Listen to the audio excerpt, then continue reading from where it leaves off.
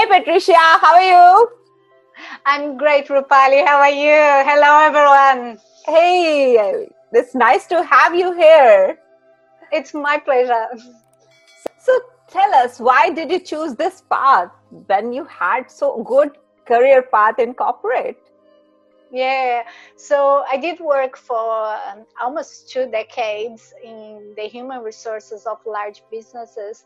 The last company I worked for was General Motors, and I worked for the large businesses in Brazil and in Australia, where I lived for 11 years. And that did bring lots of meaning to my life. I felt that there was somehow in line with my purpose in life, which is to impact positively in other people's lives. But then at the same time, I had the feeling that there was something missing, and the more I worked on my own self-awareness and I listened more to my inner voice, I found out that my way to do it was through coaching, was helping other people to achieve the same thing that I achieved in my life. Which made the difference for me was when I actually found something that really brought meaning to my life. So I decided to do the same for others, and I'm very thankful for all my experience in HR, because they helped me to become a better person, and I learned heaps of tools that now I use as a coach as well. Wow, that's nice. So thanks, like you are getting your inner wisdom and letting us know. So tell us, how did you explore yourself, and how do you help people to explore themselves, that they are not happy, or what they should put their attention on to evolve?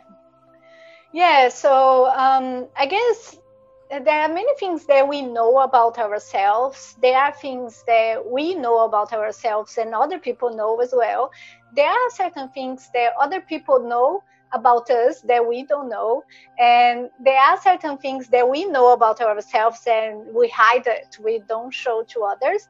And there are also blind spots. There are things that we don't know about ourselves and the others don't. And in my opinion, the more we know about ourselves, the more we can understand what really makes us happy, what really brings meaning to our lives. So one thing that I use a lot, that I recommend everyone to do, is meditation, because that helps people to practice being aware, being present, and notice all the feelings, the thoughts, the way they act, and they understand the reactions. It's this self-observation for me makes the difference. Meditation is one way to do it. There are other ways that you can do it, but that for me, it's a good start point is meditation. And the way I help other people is through many tools. There are some assessment tools that you can learn about your personalities as well. There are other daily routines that I encourage people to do, like keeping a journal, having a coach like myself, because sometimes we can only learn about ourselves through other people, and it's this continuous improvement that we achieve when we can actually be open to learn more about ourselves. So there are different tools, and depending on the stage of each person's lives as well, one person perhaps know exactly where they want to be, but they don't know how to get there. They don't know their limitations, they don't know their strengths, so that they can use it better.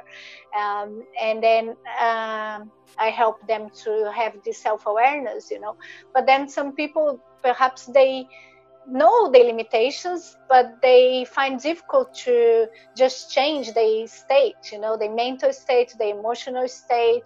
So what I do is to bring different tools. Like I said, I work with NLP, mindfulness, positive psychology, and tools from coaching as well. So what I do is help people to understand exactly what they need, about themselves, to be able to go to the next level, and always towards something that brings meaning to their life. So think about that. our viewers, some viewers are on the first step that they don't know what they want in their life. Yeah. So, there is I don't know if you heard about Ikigai.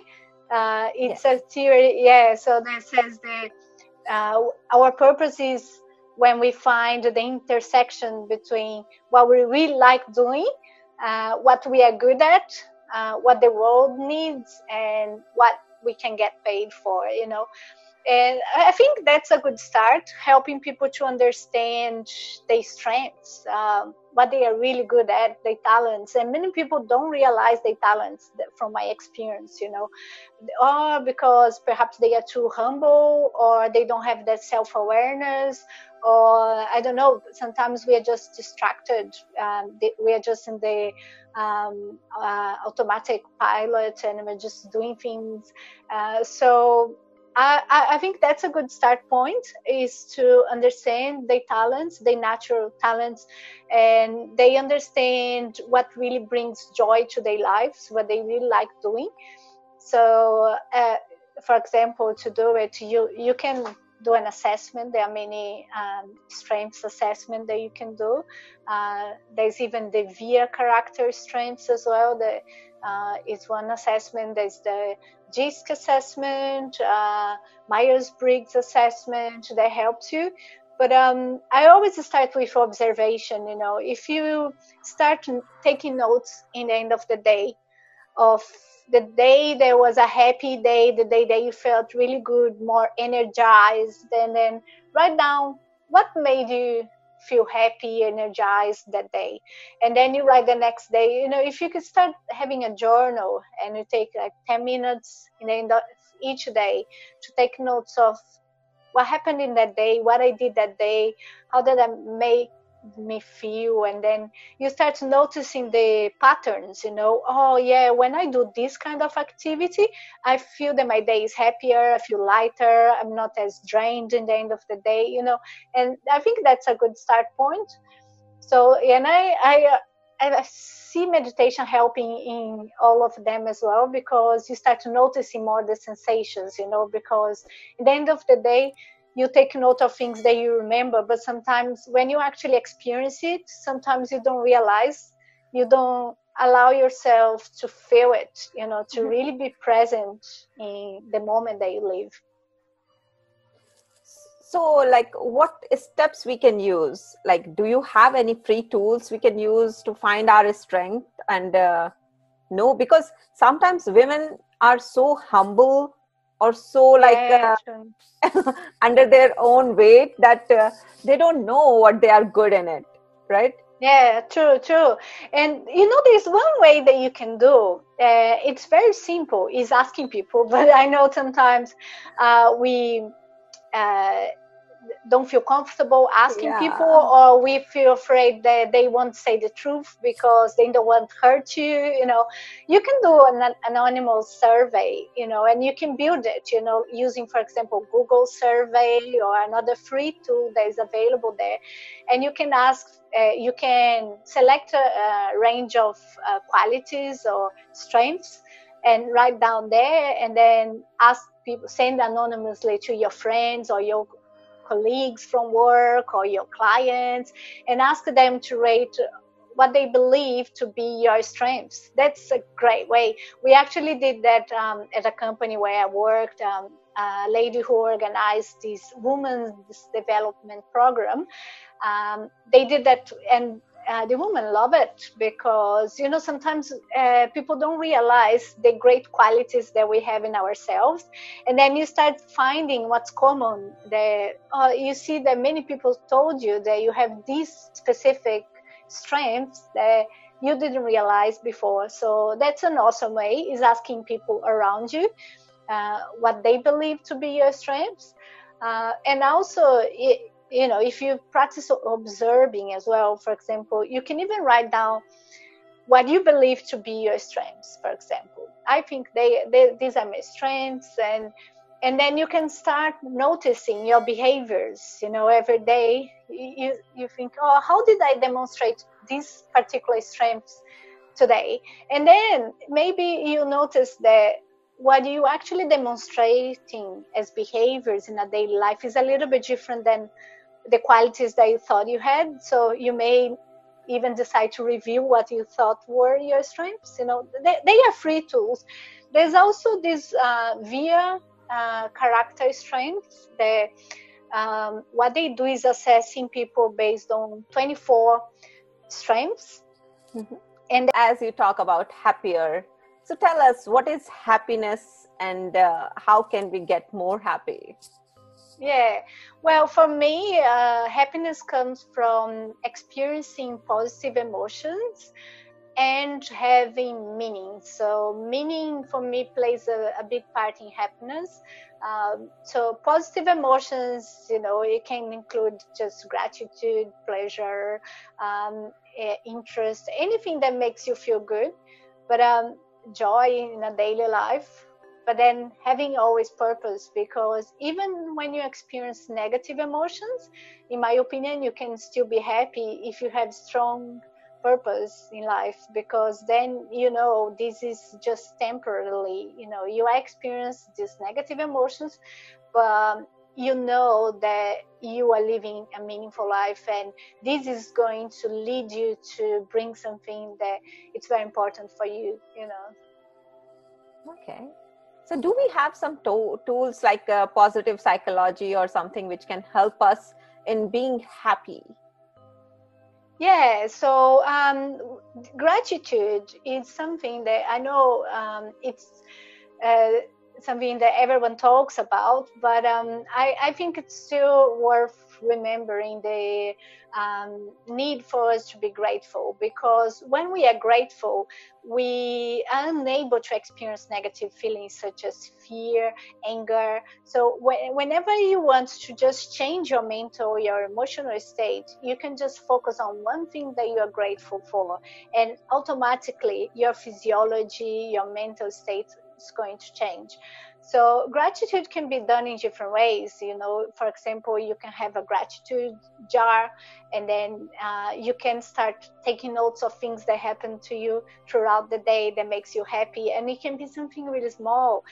That's the good thing about this practice, that sometimes I feel that people say, oh yeah, I practice gratitude, and at the end of the day I thank for my house, my food, my family, and then every day they thank about the same things. They are thankful. That's awesome. But what I find that adds more value is when you actually start noticing the small things, the little things that happen in a daily life that it makes your life happier. And then when people start practicing gratitude, having a jar, or in the end of the day writing 3 things they are thankful for, what happens is you start scanning your day, and then you start noticing more and more things that you can be grateful for. So we start going on an upwards spiral. I think you probably heard about the upwards or a downwards spiral, but it's like when you're feeling positive, you attract more and more good things for your life, and when you start noticing the negative things, then it goes downwards. So when you practice gratitude, that's what you do. You're going on the upwards spiral. But there are other things, obviously, that you can do to bring more positive emotions, more happiness to your life.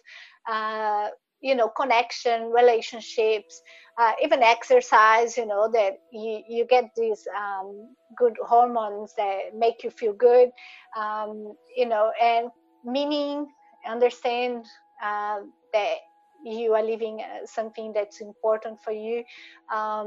Progress makes you happy. So if you start comparing yourself with other people, then that can actually frustrate you, or that can bring negative feelings to you. But if you compare yourself with the person who you were yesterday, and you can notice the progress, you can see, oh, today I'm a little bit better, and focus on the learnings. Today I didn't do this good, but I learned something.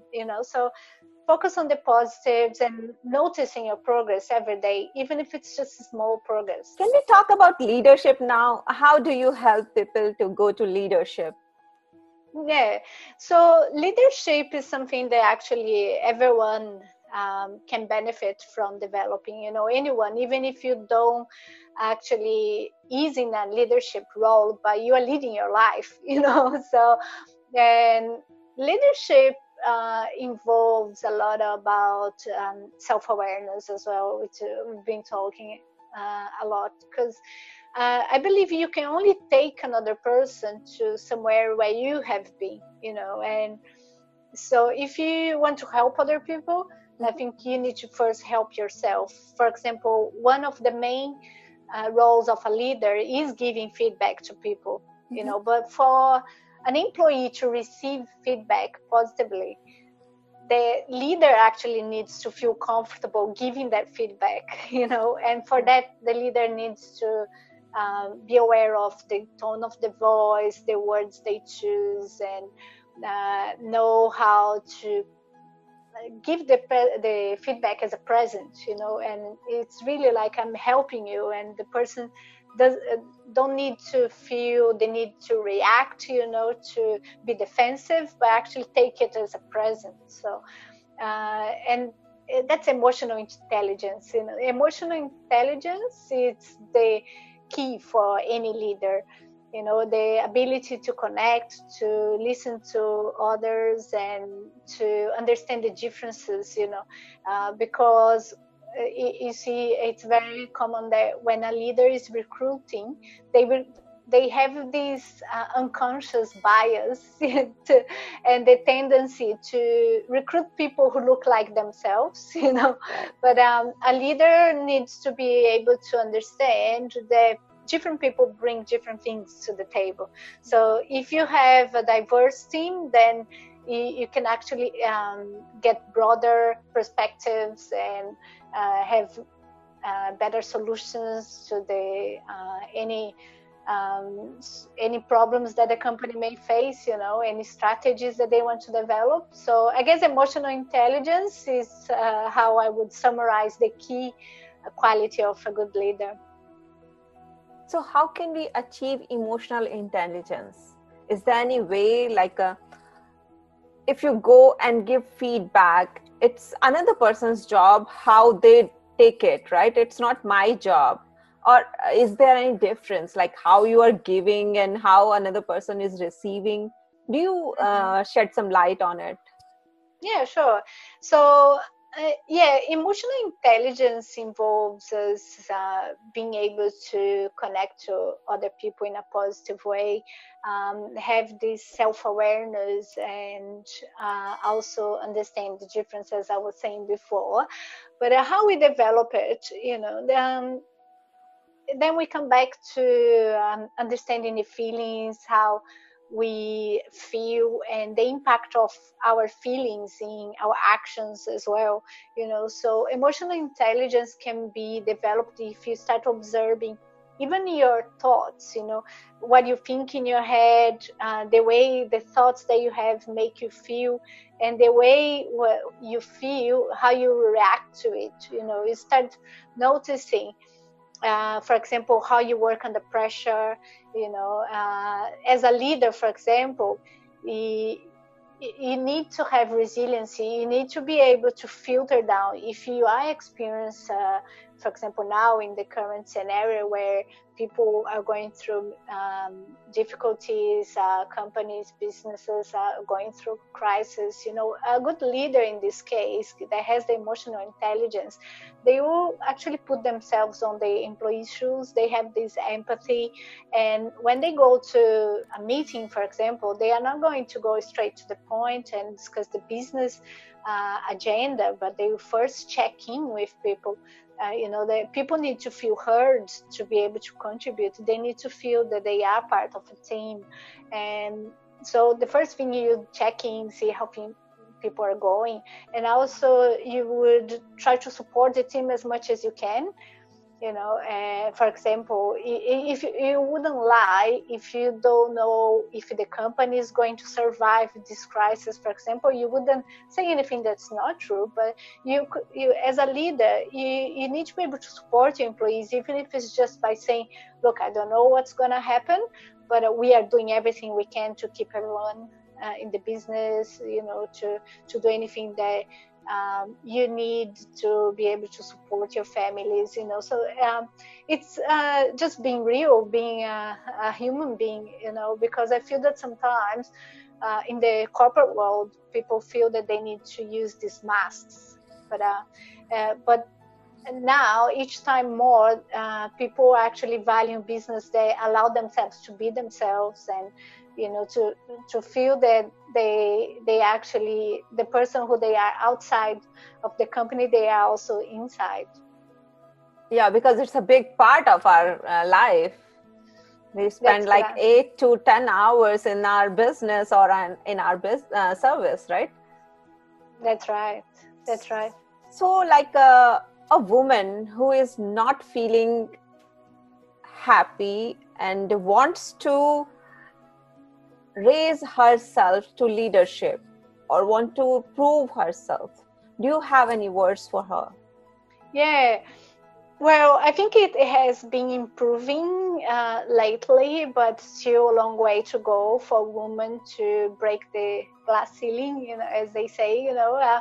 But one thing that used to happen a lot in the past is, we have these models, you see people, because whenever you want to achieve anything in your life, it can be a leadership role or any role that you want to achieve, you tend to see people who have had success in that position before, and you model them, or if they did that, they succeed, so that means I need to do it as well if I want to succeed.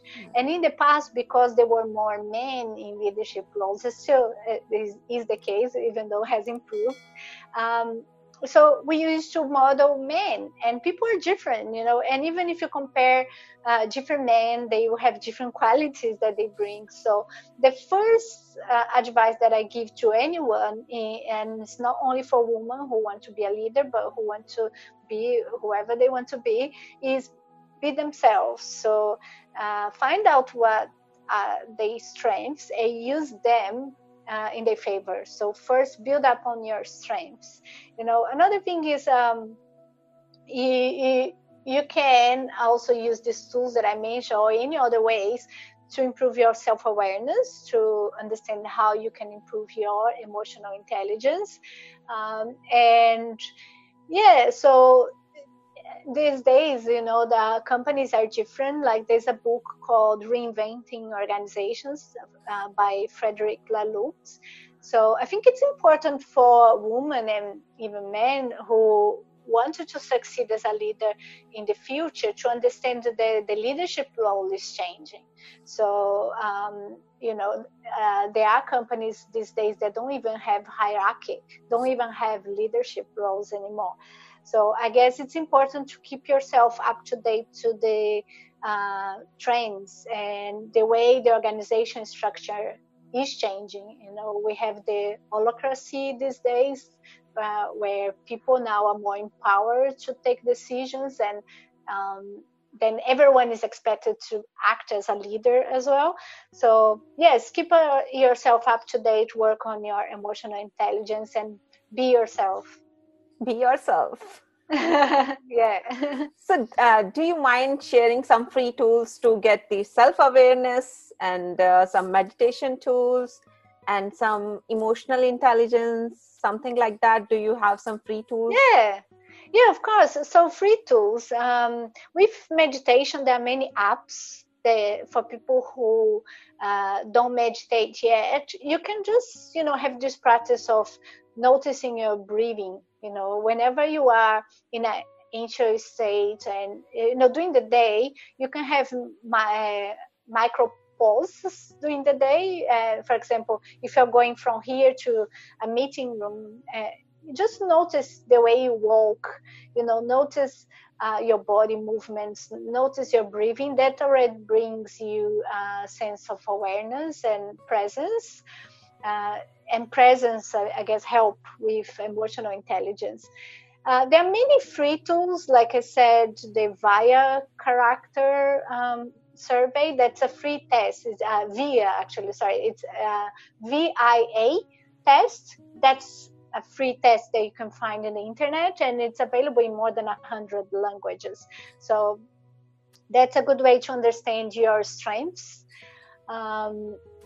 they are some assessments. They are the assessments. They are not for free, but this feedback survey that I suggested, you can create your own survey and send to your friends. You can do the Google survey and saying, oh, do you believe Rupali has these strengths? And then you list the strengths, and then the person goes and ticks which strengths they believe you have.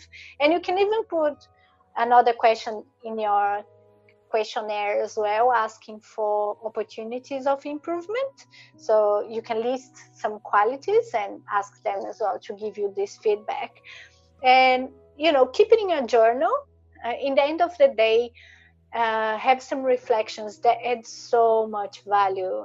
If you ask successful people, and success can mean anything, but people who live their life in the way they want to live, it's so common that they say that they keep a journal. They do this reflection in the end of the day. So you just have like 10 minutes to think about the day, what you learned in that day, what you could have done differently, things that happened in the day, and the feelings that you had as a consequence, things that you're grateful for, and what you plan to do in the next day as well, to make sure that you are bringing purpose to your life, because sometimes we can just be reacting. There's so many distractions, with technology and demand from other people. And I think it's very important for us to have some direction, you prioritize, because you can be busy all day and not actually achieve anything that brings meaning to your life. So it's very easy to do that. So if you do this reflection in the end of the day, it makes you assess whether you actually did during the day what you were supposed to do, and set yourself to start well the next day. There's something that I learned in India that I really liked, is the thank for the day ahead of you. So when I learned from someone and I start doing things, is before I get up off my bed, I thank for the day ahead. So I open my eyes, like with a gentle touch on my face, kiss my hand, and then I say thank you for today. And so you start your day in a positive state of mind. So that helps you to actually feel good about the day ahead. And then when you feel good, you tend to do what needs to be done, and then you achieve what you want to achieve. And so visualization is something that you can do in the beginning of the day as well. So that's something that has been tested as well, the power of intention. If you believe that something is going to happen, the chances are that they are going to happen, because you attract that. It's the law of attraction, call it what you want to call. But when you believe that something is going to happen, then you go for it. You don't hesitate. You go and do it, because if you go, but you are hesitating because you don't know if it's going to work or not, the chances are it's not going to work, and that will reinforce your belief that you are not capable of achieving what you want. So visualization is something that I recommend people to do, is visualize yourself already achieving what you want to achieve, because then it becomes real inside you. And then once it's real inside you, you go and externalize it, and you do the actions that need to be done. So self-awareness, emotional intelligence comes from others as well. So for example, if you notice that some people's behaviors annoy you, you can always ask, what can I learn from it? Because there's always something you can learn. Normally things that annoy you, either is because you need to improve that on you as well. So if there's something that you don't like about the person, maybe you have that too. Or maybe it's because you are even having some envy. I don't know, you wanted to be like that person. And you can always just ask, get into the habit. Anytime you're upset about anything in your life, say, what can I learn from it? So always change whenever you want to ask why. why is this happening to me, change that to what can I do to improve this situation, or how can I change this situation, so yeah, it's asking the right questions to yourself, noticing your thoughts, noticing your feelings, and always finding something positive about them. Tell us what kind of challenges you see in people when you coach them, like for happiness or leadership. What kind of challenges? Well, the limiting beliefs, oh, it's easy for you to do that, but not for me, things like that. Limiting beliefs, because we all have beliefs, things that we believe to be true, and we learn them from our childhood. They say that most of the things that we learn in the first 12 years of our lives. So we learned so much, and most of things are really positive. We learned so many things that kept us alive, and our parents, they got it more like right than wrong, but we have this tendency to focus on what they got wrong. But what happens is sometimes they say things to protect us. They say, oh, don't go there because it's dangerous, and we survived because of that. But then we may even develop a fear that is distorted because of that. We start having fear of other things. So the beliefs that we have, we hear things like, oh, only rich people can become richer, or money is dirty, little things that we have heard before, and then that start becoming a belief that can limit us. So if you start noticing what you say, that's why I really like what we do as coaches, because sometimes we don't pay attention in what we say. As coaches, we start challenging. So you said that, what makes you feel that way? Like sometimes people generalize things, say, oh, I never have confidence. And never? Have you ever had one day that you were a little bit confident? And it's challenging the things that they say, they believe, because the things that you believe, that you say, that you think becomes your reality. So one thing that you can do is changing your limiting beliefs, I guess, because it always starts from what you believe. We all have potential, and the belief drives what we do, and what we do leads to the results we get. So it always starts with the belief that we have, and the state of mind, as you were saying before, like in this current scenario, Rupali, I understand that it's very hard to change the state. And to change the state, we can do different things. We can change our physiology. When we move our body, automatically we feel better, for example. Right. So that's why I like the exercise, Or you can change the meaning you give to things. And I think that's a bit more challenging. But also, if you start taking notes in the end of the day, of the days that you're happy, you start improving your self-awareness. You know what works for you. So if whenever I'm sad, if I just listen to that music, even if it's just in my head, I just play that music in my head, I become happier straight away. Or anytime I'm unhappy and I think about that good friend, my son, my cousin, I don't know, someone that makes me laugh, I laugh automatically. So you learned what brings you happiness. Each person is different, so it's identifying what makes you change your state of mind, because the state drives the life, the quality of your life. Where can we find you? So I'm Instagram. I'm Coach Patricia Almeida. Almeida is Almeida. Coach Patricia Almeida. Thank you. Thank you for coming. You.